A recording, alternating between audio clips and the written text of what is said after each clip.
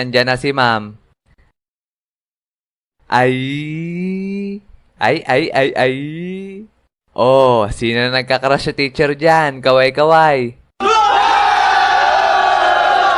Wow. Okay, class, nakapag-ready na ba kayo ng sarili nyong isosolve na problem? Okay, dahil dyan, mabunot ako sa index card. Rio. Ma'am, present, never absent. Nandyan ka na pala. Meron ka na bang isosolve na problem? Yes, ma'am. Ngayon ko lang nakita yan, ah. Okay, sige, simulan mo na. Eto, ma'am. I. 5 plus 5, 10. Eto, ma'am, VE. Etong Y value, lagay natin dito. 5 minus 5, 0. Sabay ibaba yung U. Ma'am, I love you. Tayo na lang dalawa. Tayo na lang magsama. Tayo na lang dalawa. Tayo naman talaga. Tayo na lang dalawa. Tayo na lang magsama. Siguro naman lahat tayo kinilig na, di ba? Yung tipong kikiligin ka sa panonood na romantic comedy na palabas. Nakatitigan mo si crush. O kaya naman umihi sa labas.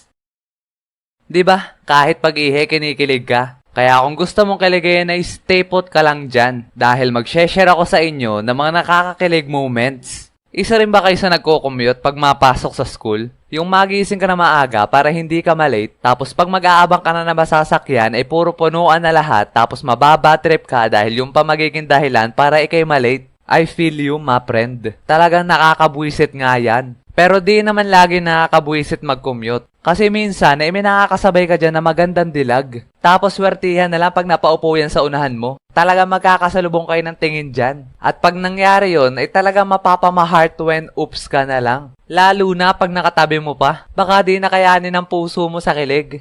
虜になってしまえばきっとこの夏は充実するのもっともう戻れなくたって忘れない